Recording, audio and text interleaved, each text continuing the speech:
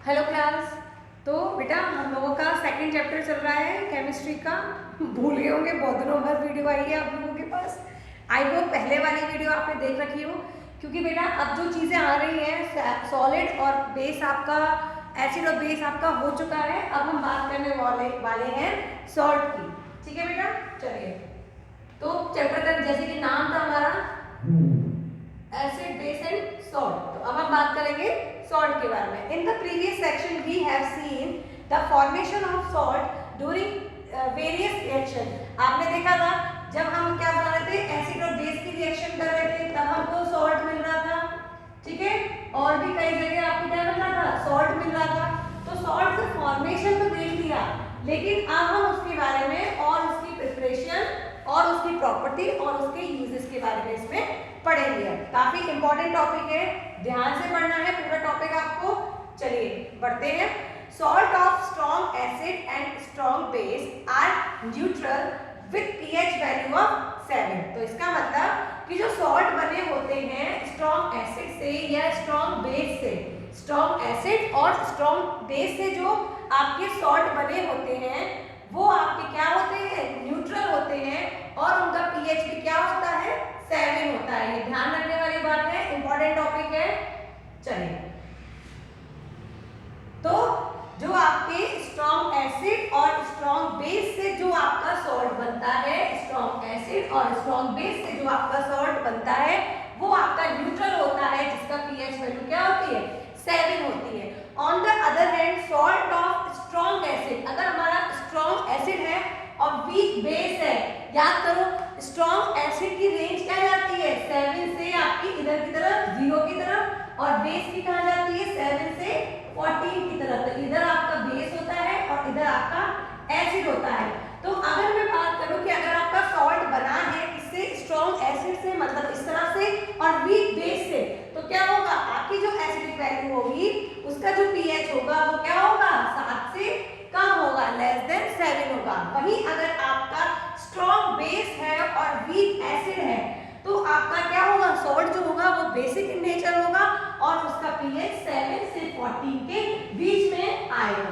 Clear है ये चीज, दोबारा सुन लीजिए कि सॉल्ट जो होते हैं अगर वो स्ट्रॉन्ग एसिड और दोनों स्ट्रॉन्ग बेस है, मतलब स्ट्रॉन्ग एसिड भी है और स्ट्रॉन्ग बेस है, तो क्या होते हैं, वो न्यूट्रल होते हैं और उनका पीएच क्या होता है, 7 होता है। याद करो मिल्क ऑफ मैग्नीशिया, जब हमारे स्टमक के अंदर एसिड बहुत हो जाता है तो स्ट्रॉन्ग एसिड बन गया, दैट इज हमारा HCl है, स्ट्रॉन्ग एसिड है, स्टमक में बन रहा था, और हम स्ट्रॉन्ग बेस पी लेते हैं जो आपका मिल्क ऑफ मैग्नीशिया है। ठीक है, तो वो क्या कर देता है, हमारे स्टमक की जो एसिड को क्या करता है, न्यूट्रलाइज कर देता है। उसका जो पीएच होता है that is your 7 pH value होती है। क्लियर है यहाँ पे। और अगर हम बात करें कि अगर आपका एसिड जो है वो स्ट्रॉन्ग है और बेस क्या है, वीक है। ठीक है, वीक बेस का मतलब समझ रहे हो इस चीज का, स्ट्रॉन्ग एसिड और वीक बेस का मतलब, जब आपका बेस अगर 7 से 14 के बीच होगा और वीक है मतलब उसकी रेंज यहाँ पे कहीं आ रही है, 7 से 8, 9, 10 के बीच आ रही है, क्योंकि 14 पहुंच गई इसका मतलब वो तो स्ट्रॉन्ग बेस बन जाएगा। उसी तरह से यहाँ पे अगर वीक एसिड है आपका तो उसकी रेंज क्या होगी, 5 to 7 होगी। अगर वो इधर जा रहा है 0 से 1, 2 की तरफ जा रहा है तो वो क्या बन जाएगा, स्ट्रॉन्ग एसिड बन जाएगा। तो बात को दोबारा सुनिए कि अगर आपका सॉल्ट बना हुआ है स्ट्रॉन्ग एसिड से और वीक बेस से, तो वो क्या होगा, एसिडिक होगा इन नेचर में और उसका पीएच वैल्यू 7 से कम होगी। वहीं आपका अगर स्ट्रॉन्ग बेस है और वीक एसिड है तो वो बेसिक इन नेचर होगा और उसका पीएच क्या होगा, 7 से 14 के बीच में कहीं होगा।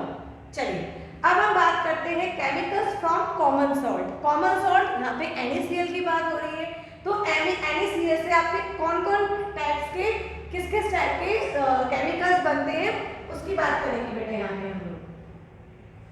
चलिए, by now you have learned that the salt formed by the combination of hydrochloric acid and sodium hydroxide solution, जिसको हम क्या कहते हैं, सोडियम क्लोराइड। क्या था, NaOH, दैट इज आपका सोडियम हाइड्रोक्साइड, आपका बेस, और आपका salt HCl, that is your acid. HCl your acid and NaOH is your base. तो एसिड और बेस की रिएक्शन से क्या मिलेगा, आपको सॉल्ट मिलेगा। यहाँ पे क्या मिला, NaCl आपका सॉल्ट मिला प्लस H2O आपका वाटर मिलेगा। तो ये जो रिएक्शन होती है आपकी, एक तो इस तरह से आप अपना क्या बना सकते हो, सॉल्ट बना सकते हो। This is the salt that we use in a food. तो ये वो वाला खाना है इसको, हाँ बेटा, तो ये वो सॉल्ट है NaCl जिसको हम क्या करते हैं अपने फूड में यूज करते हैं। You must have observe in the above activity that it is neutral salt. तो ये एक्टिविटी वगैरह तो हम तो कर ही नहीं रहे कुछ, है ना। चलिए आगे बढ़ते हैं। Sea water contains many salt dissolve in it. अब जो सी वाटर हमें मिलता है, जिसके लिए हमारे गांधी जी ने बड़ी लड़ाई करी थी, बेटा दांडी मार्च का नाम सुना होगा, तो उसी सॉल्ट के लिए लड़ाई कर रहे थे हमारे गांधी जी। और ये सॉल्ट है ना उनको पैसों में मिल रहा था, अंग्रेज जो थे वो उनको पैसों में देते थे, खरीदना पड़ता था इनको। बल्कि गांधी जी क्या बोलते थे, ये तो समुद्र से मिल रहा है, हमारा ही नमक है, हम मेहनत करके निकाल रहे हो, तो मेहनत हमारी ले रहे हो, पैसे में हमें बेच रहे हो। तो उसी के लिए इन्होंने क्या करी थी, लड़ाई करी थी, ठीक है। तो सी वाटर जो होता है, जिसके अंदर क्या होते हैं, बहुत तरीके के सॉल्ट डिजॉल्व होते हैं, जिसमें सोडियम क्लोराइड को हम सेपरेट करते हैं कई सारी टेक्निक्स के थ्रू। तो पानी के अंदर जो सी वाटर होता है उसके अंदर बहुत टाइप्स के सॉल्ट मिले होते हैं, लेकिन हम जो खा सकते हैं दैट इज ओनली NaCl। तो उसको कई टेक्निक से सेपरेट किया जाता है। Deposit of solid salt are also found in several parts of the world. कई तरह के सॉल्ट और भी, जैसे काला नमक होता है, सैंधा नमक होता है, ये भी आपके कई जगह वर्ल्ड के कहीं कहीं पार्ट्स में पाए जाते हैं। ये समुद्र से नहीं मिलते हैं, ये अलग अलग क्रिस्टल फॉर्म में प्रेजेंट होते हैं। These large crystals are often brown due to impurities। काला नमक दिखा है, थोड़ा सा पिंकिश होता है, लेकिन अगर बिना पीसे लाओगे तो आपको ब्राउन से कलर का दिखेगा। तो उसमें क्या होती है, इम्प्योरिटीज होती है। This is called rock salt. तो हम जो काला नमक होता है उसको क्या कहते हैं, रॉक सॉल्ट बोलते हैं। Beads of rock salt were found when seas of Vegas ages dried up। पहले के टाइम पे क्या हुआ था, जब बहुत सारी जगह पे जहाँ पे रॉक सॉल्ट होता था, जब वो समुद्र जो था वो ड्राई हो गया, तो वो जो उसके नमक के थे डेले से बन गए थे, तो वो एक पहाड़ की तरह से हमें दिखाई दिए। जहाँ समुद्र हट गया वहाँ पे क्या हो गए, उनके पीसेस मिले हमको, बड़े बड़े चक्के मिले, ठीक है। तो वही पीसेस थे, वही आपके क्या थे, रॉक सॉल्ट थे। जब आपका समुद्र क्या हो गया था, ड्राई हो गया था। Rock salt is mined like coal. तो रॉक सॉल्ट की आपकी माइंस टाइप की हैं, जैसे कोयले की माइंस होती हैं, खाने होती हैं, खदान होते हैं, तो उसी तरह से आपके क्या होते हैं, रॉक सॉल्ट की भी खाने होती है। You must have heard about Mahatma Gandhi's Dandi March. You know that sodium chloride what such an important symbol in our freedom. चलिए, तो ये हम बात करते हैं, ये तो हमारा NaCl सॉल्ट बन गया। अब ये जो कॉमन सॉल्ट है, ये आप किस किस टेक्निक से बनाते हो, ये आपको पता चल गया था। क्या किया था बेटा हमने, जब हमारा NaOH sodium hydroxide that is base और आपका HCl दैट इज एसिड, जब ये कंबाइंड होते हैं तो आपको क्या मिलता है, कॉमन सॉल्ट NaCl बनता है। Now common salt raw material for chemicals. अब ये जो कॉमन सॉल्ट है दैट इज NaCl, वो किस तरह से अलग अलग टाइप्स के आपके सॉल्ट बनाता है उसके बारे में बात करते हैं। तो common salt thus obtain is an important raw material for various materials of daily use such as sodium hydroxide, baking soda, washing soda, bleaching powder and many more. तो NaOH जो है उसकी हेल्प से हम sodium hydroxide, baking soda, washing soda और bleaching powder और काफी types के सॉल्ट बना सकते हैं। Let us see how one substance is used for making all these different substance. तो देखते हैं जो आपका NaCl है वो किस तरह से आपकी अलग अलग चीजें बना सकता है। पहला है आपका सोडियम हाइड्रोक्साइड, बहुत इंपॉर्टेंट है ये, इसका हमेशा क्वेश्चन आता है, इंपॉर्टेंट है, ध्यान रखना इस चीज का। चलिए, when electricity pass through an aqueous solution of sodium chloride, तो सोडियम क्लोराइड का जब aqueous solution लिया जाता है, मतलब उसके अंदर क्या डिसॉल्व है, वाटर डिसॉल्व है, तो उसको हम बोलते हैं ब्राइन सॉल्यूशन। ध्यान रखना, इसको हम बोलते हैं ब्राइन, BRINE, ब्राइन। तो जब इस ब्राइन सॉल्यूशन के अंदर इलेक्ट्रिसिटी पास करते हैं, और इलेक्ट्रिसिटी पास करते हैं तो फर्स्ट चैप्टर में पढ़ा था, तो इलेक्ट्रिसिटी क्या करती है, उसको डिकम्पोज कर देती है, उसको ब्रेक कर देती है आपके सिंपलर सब्सटेंस में। तो यहाँ पे क्या हुआ, आपको NaOH मिला, साथ में Cl2 गैस मिली और H2 गैस मिली। क्या बात है, मतलब NaCl जब एक्वा सॉल्यूशन था आपका, तब हमने उसमें क्या डाला, इलेक्ट्रिसिटी को पास किया और उसने क्या किया, सिंपलर सब्सटेंस में ब्रेक कर दिया, जिसमें NaOH वेरी इंपॉर्टेंट थी, Cl2 वेरी काम की थी और H2 भी बहुत काम की चीज है। चलिए, तो इसके यूजेस कहाँ कहाँ पे वो हम बात करेंगे। This it decomposes to form a sodium hydroxide. The process is called chlor-alkali process. बहुत इंपॉर्टेंट है, नाम से आ जाती है. Define chlor-alkali process because of the product form chlor for chlorine and alkyl for the sodium hydroxide. Sodium hydroxide क्या होता है हमारा? बेस होता है, एल्कलाइन होता है. तो एक तो एल्कलाइन मिलता है और हमको क्लोरीन गैस मिलती है, इसलिए इसको क्लोर-एल्कलाइ प्रोसेस भी कहा जाता है. चलिए, तो क्लोरीन गैस है तो वो क्या होती है बेटा? याद करिए, जब हमारा इलेक्ट्रोलाइसिस करते हैं हम, यहाँ पे तो एक आपका बीकर होता है, उसमें इलेक्ट्रोड लगी होती है, एक पॉजिटिव एक नेगेटिव इलेक्ट्रोड लगी होती है. तो आपकी जो क्लोरीन गैस है वो आपकी कहाँ जाएगी? एनोड पे, क्योंकि वो क्या होती है? नेगेटिवली चार्ज होती है. तो इसकी वजह से क्या होती है? वो आपके प्लस पे मिलती है. और hydrogen gas is at cathode. तो यहाँ तो मिली आपकी क्लोरीन गैस एनोड पे और कैथोड पे मिला आपको अपना हाइड्रोजन गैस, ठीक है, जो कि पॉजिटिव होती है. क्लियर है? क्लोरीन गैस आपकी negative. Sodium hydroxide solution is formed near the cathode, और कैथोड के पास आपको क्या मिलता है? यहाँ पे कहीं NaOH मिलता है. The 3 products produce in this process are also useful. सारे के सारे आपके क्या होते हैं? बड़े काम के होते हैं. तो आप देखो इसके यूजेस यहाँ पे दिए हुए हैं. जो आपका H2 है उसका यूज हम फ्यूल्स में करते हैं, ठीक है, फर्टिलाइजर्स में करते हैं. वहीं Cl2 आपका वाटर ट्रीटमेंट में काम आता है, PVC में काम आता है, डिसइंफेक्टेंट की तरह से काम आता है, पेस्टिसाइड की तरह से काम आता है. NaOH है आपका ग्रीसिंग मटेरियल की तरह, मेटल्स की तरह से काम आता है, सोप और डिटर्जेंट में काम आता है, पेपर मेकिंग्स में काम आता है. ठीक है, तो चलिए यहाँ पे देखो, आप H2 था, H2 और Cl2, H2 और Cl2 मिलके आपका क्या बनाते हैं? HCl बना देते हैं. H2 और यहाँ पे था आपका Cl2, तो हाइड्रोक्लोरिक एसिड बन गया इन दोनों से मिलके, जो कि क्या काम आता है? क्लीनिंग स्टील के लिए, अमोनियम क्लोराइड बनाने के लिए, मेडिसिन में और कॉस्मेटिक्स में. वही आपका Cl2 और NaOH दोनों मिलके क्या बनाते हैं? ब्लीच बनाते हैं. हाउस होल्ड ब्लीच जो यूज करते हैं घर में, और ब्लीचिंग फैब्रिक के लिए, फैब्रिक को कलर करने के लिए भी ये आपकी चीजें काम आती हैं. तो ये बहुत इंपॉर्टेंट प्रोसेस है, इसको लर्न करना है अच्छे से आपको. चलिए, नेक्स्ट है आपका ब्लीचिंग पाउडर. ब्लीचिंग पाउडर कैसे बना? We have already come to know that the chlorine is produced during the electrolysis of aqueous solution, that is brine. तो जो क्लोरीन गैस हमको मिली थी, this chlorine gas is used for manufacture of bleaching powder. तो आपको chlorine gas का use जो था वो यहाँ पे भी आप कर सकते हो ब्लीचिंग पाउडर बनाने में. कैसे? जब आप क्लोरीन गैस की इक्वेशन कराओगे कैल्शियम हाइड्रोक्साइड से, ठीक है, कैल्शियम हाइड्रोक्साइड जब आपका क्लोरीन से रिएक्ट करता है तो आपका बनाता है CaOCl2. This is your bleaching powder. ठीक है बेटा, तो ये आपका ब्लीचिंग पाउडर मिलता है और साथ में आपको वाटर भी मिलता है. तो ब्लीचिंग पाउडर कैसे बना? जब हमारे Cl2 रिएक्ट करती है कैल्शियम हाइड्रोक्साइड से, तब आपको CaOCl2 मिलता है. कैल्शियम हाइड्रोक्साइड को क्या बोलते हैं हम? स्लेट लाइम बोलते हैं ना. चलिए आगे बढ़ते हैं.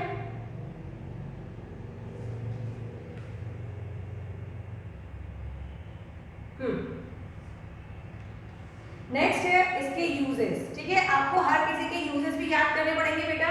तो ब्लीचिंग पाउडर के यूजेस देखिए, for bleaching cotton and linen in the textile industries. ठीक है, तो आपको कलर्ड जो कपड़े मिलते हैं वो आपको ब्लीचिंग की वजह से मिलते हैं, ब्लीचिंग पाउडर की वजह से मिलते हैं. As an oxidising agent in many chemical industry, chemical industry में ऑक्सीडाइजिंग एजेंट की तरह से बिहेव करता है. For disinfecting drinking water. ठीक है, तो आपको जो पानी को डिसइंफेक्ट करने के लिए भी आपका ब्लीचिंग पाउडर काम में लिया जाता है. नेक्स्ट है आपका बेकिंग सोडा, जो हम खाना बनाने में यूज करते हैं. बेकिंग सोडा वो है ये. चलिए, तो the soda commonly use in kitchen for making tasty crispy pakora in is baking soda. मुंह में पानी आ गया.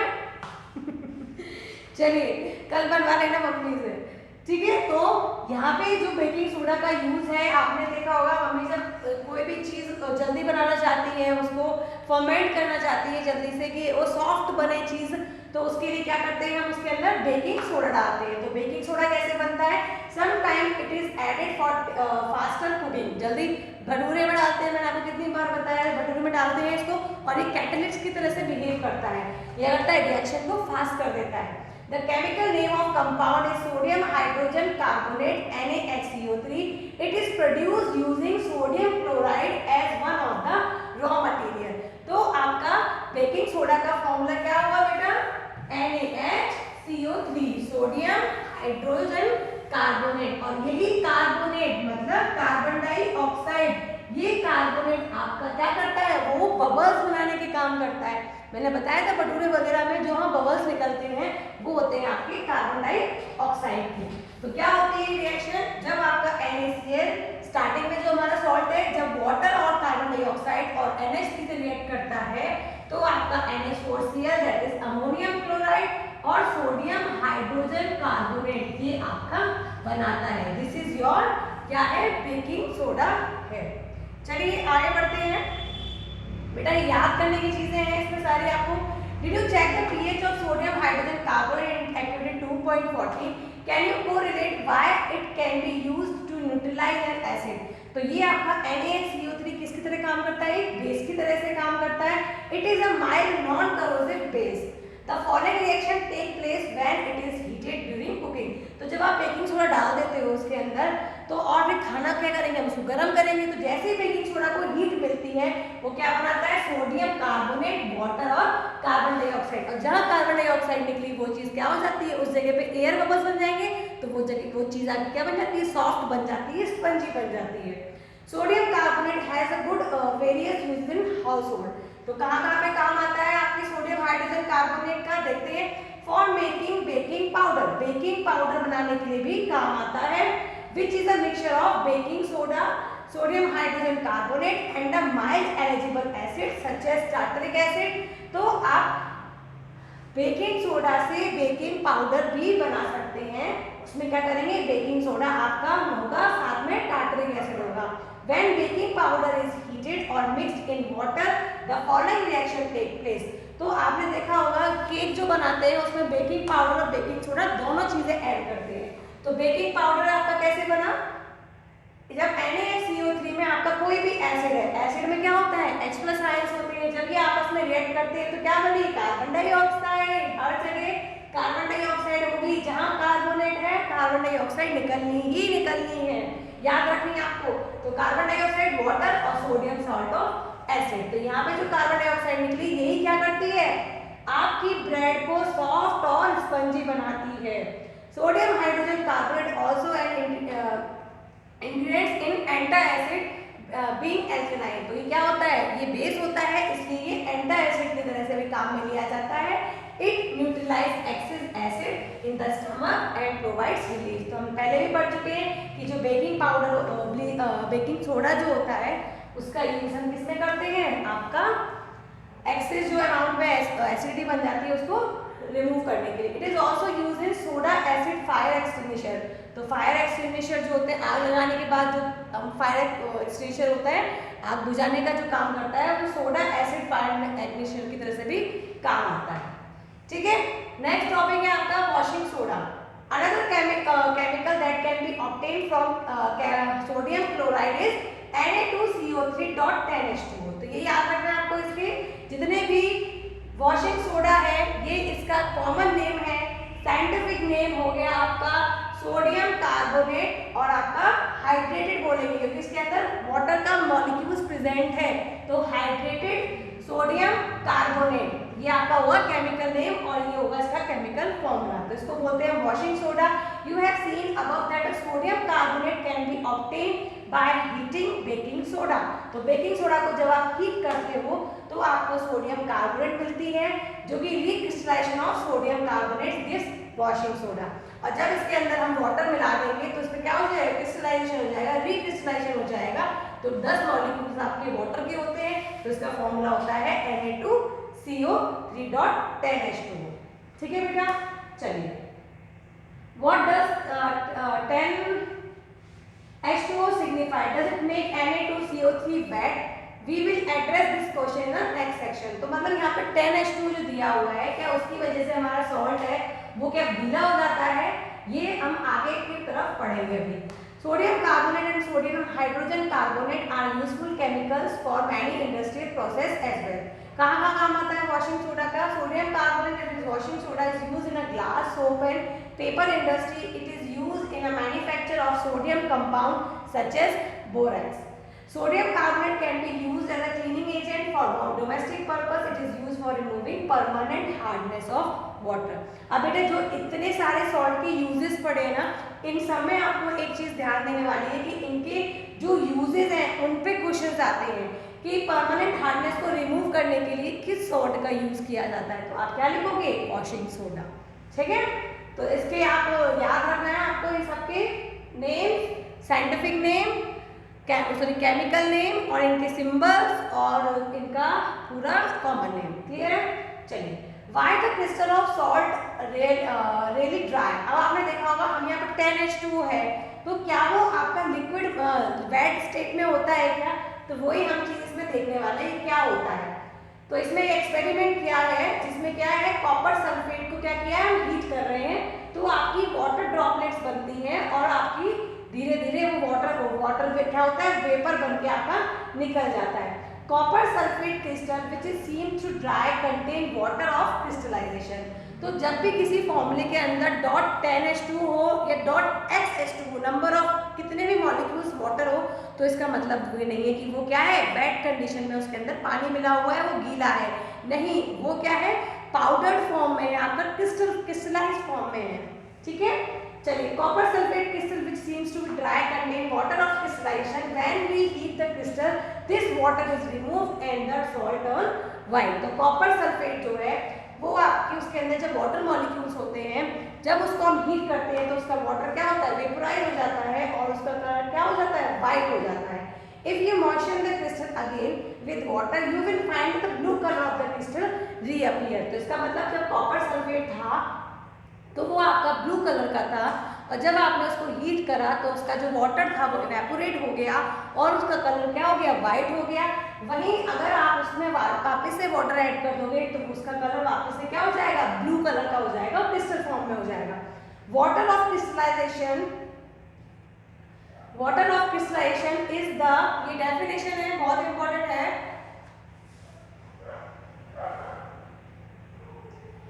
Water of crystallization is the fixed number of water molecules present in one formula unit of salt. तो किसी एक formula unit जो है आपका एक जैसे हमने बात करा CuSO4 कॉपर सल्फेट है, तो इसके अंदर 5H2O की जरूरत होती है। तो मतलब एक फॉर्मूला यूनिट सॉल्ट के अंदर जितने फिक्स अमाउंट ऑफ वाटर के मॉलिक्यूल्स होते हैं उसी को हम वाटर ऑफ क्रिस्टलाइजेशन कहते हैं। 5 water molecules are present in one formula unit of copper sulfate. Chemical formula of hydrated copper sulfate is CuSO4.5H2O. Now you would be able to answer the question whether the molecule of Na2CO3.10H2O is wet. तो मतलब ये क्या होता है, wait नहीं होता है। इसके अंदर जो 10H2O है वो बता रहा है कि इसके अंदर हाइड्रेटेड फॉर्म में Na2CO3 है और ये वाटर ऑफ क्रिस्टलाइजेशन के फॉर्म में है। ठीक है, चलिए, one another salt which causes water of crystallisation is gypsum. ये जिप्सम आपका वही चीज है जो आपकी सीमेंट में पड़ा होता है। It has 2 water molecules as water of crystallisation. तो इसके अंदर 2 मॉलिक्यूल्स होते हैं वाटर के as a form of water of crystallisation. इसका फॉर्मूला होता है CaSO4.2H2। CaSO4.2H2O। Let's look into this salt. अब जो प्लास्टर ऑफ पेरिस होता है बेटा, जिसके स्टैचूज वगैरह बनते हैं, या ऊपर आपने देखा होगा वो सुंदर सुंदर वॉल्स पे या रूफ पे वो ड्राइंग वगैरह करते हैं किसी मटेरियल से, और आप जब फ्रैक्चर हो जाता है तो डॉक्टर भी आपके बांधता है हार्ड करने के लिए आपके बोन को। ठीक है, तो वो भी क्या होता है, प्लास्टर ऑफ पेरिस होता है। ये प्लास्टर ऑफ पेरिस कैसे बनता है ये देखते हैं। On heating gypsum at 273 kelvin. ये टेम्परेचर ध्यान रखना है आपको कि 273 केल्विन पर जब जिप्सम को मतलब CaSO4.2H2O CaSO4.2H2O को जब हम हीट करते हैं दैट इज 373 केल्विन पे, तो ये आपका ब्रेक होता है CaSO4 डॉट हाफ H2O में। तो ये जो आपका ब्रेक हो रहा है इसी को हम क्या बोलते हैं, प्लास्टर ऑफ पेरिस बोलते हैं। मतलब जिप्सम में 2H2O और जब हीट किया हमने तो बन गया आपका हाफ H2O। बाकी का जो वाटर था वो आपका कहाँ उड़ गया, हवा में उड़ गया। उड़ा उड़ा जाए पानी, उड़ा उड़ा जाए, ठीक है। तो ये आपका पानी उड़ गया और क्या बना दिया उसने, प्लास्टर ऑफ पेरिस बना दिया। Plaster of Paris is substance which doctor use as a plaster for supporting fractured bones in the right position. Plaster of Paris is a white powder and on mixing with water it changes to gypsum once again given a hard solid mass. तो plaster of Paris में अगर थोड़ा सा भी moisture चला जाए, पानी चला जाए, तो वो क्या बन जाएगा, जिप्सम बन जाएगा और एक सॉलिड हार्ड पीस बन जाएगा। इसीलिए जो मूर्तियाँ वगैरह होती हैं वो प्लास्टर ऑफ पेरिस से बनाई जाती है। एक बार बना दिया तो बना दिया, ठीक है। चलिए, तो ये अगर प्लास्टर ऑफ पेरिस में हम फिर से half of molecule 1.5 of molecule आपका वाटर ऐड कर देंगे तो वापस से आपको जिप्सम मिल जाएगा। मतलब जैसे ही आपने प्लास्टर ऑफ पेरिस में वाटर डाला it becomes gypsum again. Note that only half of water molecule is shown to be attached to the water of crystallisation. तो प्लास्टर ऑफ पेरिस में केवल हाफ ऑफ मॉलिक्यूल्स की जरूरत पड़ती है। Now can you get half of molecules, कैसे मिलेगा आपको, it is written by this formula because two formula unit of CaSO4 share one molecules of water। तो इसमें क्या है, या तो आपको एक मॉलिक्यूल का दिया हुआ है, मतलब CaSO4 आपको एक मॉलिक्यूल दिया हुआ है, यहाँ पे भी कुछ नहीं लिख रहा, तो यहाँ पे क्या होता है, दो आपके CaSO4 आपके मिलके यूज करते हैं वन मॉलिक्यूल ऑफ H2O, ठीक है बेटा। चलिए, plaster of Paris is use for making toys, materials and decoration and for making surface smooth. Try to find out why a calcium sulfate hemihydrated, hemihydrated मतलब half के लिए बोला गया hemi, called plaster of Paris। तो इसको plaster of Paris क्यों कहा जाता है ये आपको ढूंढ के बताना है मुझे, तो सर्च करना है इस पे। और मुझे जब जैसे ही आपको वीडियो मिल जाती है आप लोग देख लेते हैं तो मुझे सर्च करके इसकी वीडियो भेज देना बेटा। तो यहाँ पे बच्चा आपका सेकेंड चैप्टर कंप्लीट हो गया है। आई होप आपको चीज़ें समझ में आई हो। आप ये एक्सरसाइज करना, बीच वाले क्वेश्चंस भी करना आप लोग, ठीक है, क्योंकि वीडियो क्या हो रहा है बहुत ज़्यादा लंबी होती जाएगी। अगर मैं छोटी चीज़ें आपको कराती रहूँगी तो आप क्वेश्चन क्या करोगे, खुद करोगे, नहीं समझ में आता देन आस्क मी, ओके बेटा। तो सेकंड चैप्टर कंप्लीट होता है, जैसे सेकंड चैप्टर की आप लोग वीडियो देख लोगे इन्फॉर्म करना मुझे कि हाँ मैडम हमारा सेकंड चैप्टर हो गया है। तो बेटा अब हम फिजिक्स का चैप्टर चालू करेंगे फिर एक, ठीक है। प्रे करो भगवान से जल्दी सब चीज़ सॉर्ट आउट हो जाए ताकि हम लोग क्लास में बैठ के पढ़ें, ओके बेटा। Thank you so much, bye bye.